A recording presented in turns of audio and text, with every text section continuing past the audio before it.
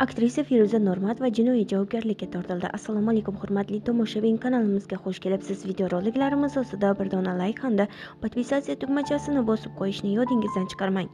Yaqindagina to'yi bo'lgan Feruza Normatova o'zining ijtimoiy tarmoqlardagi Instagram sahifasiga ustidan yozib berishgani jinoiy javobgarlikka tortilganini kuzatuvchilariga ma'lum qildi. Oxiri pojarni chaqiraman shekilli, yongan joylari o'chmayapti. Nima qilay men? Kelib meni ustimdan yozadimi? Kuldirmanglar meni.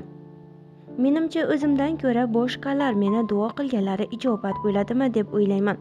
Imkon tug'ilishi bilan yosh qaridan duo oling. Qo'lingizga bir kosa ovqat olib chiqing, yosh bolaga 10 ming so'm pul bering, xullas duo oling.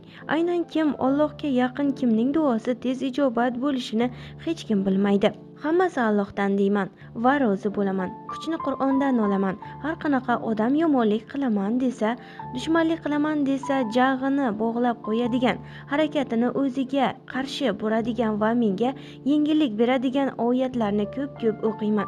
Natijasi uzoq kuttirmaydi. Alhamdulillah. Hamma turmush o'rtog'im bilan video qo'ying degan to'g'risi. Instagramga kam kiraman, lekin shuncha odam yozganini ko'rib xijolat bo'ldim. Hammaga rahmat, iloji boricha video qo'yishga harakat qilaman, ammo turmush o'rtog'im video qo'yishimni uncha xohlamaydilar. Ijtimoiy tarmoqlarda faol emasligim sababi ham aynan shunday deydi aktrisa. Biz bilan qoling va eng so'nggi yangiliklarni kuzatib boring.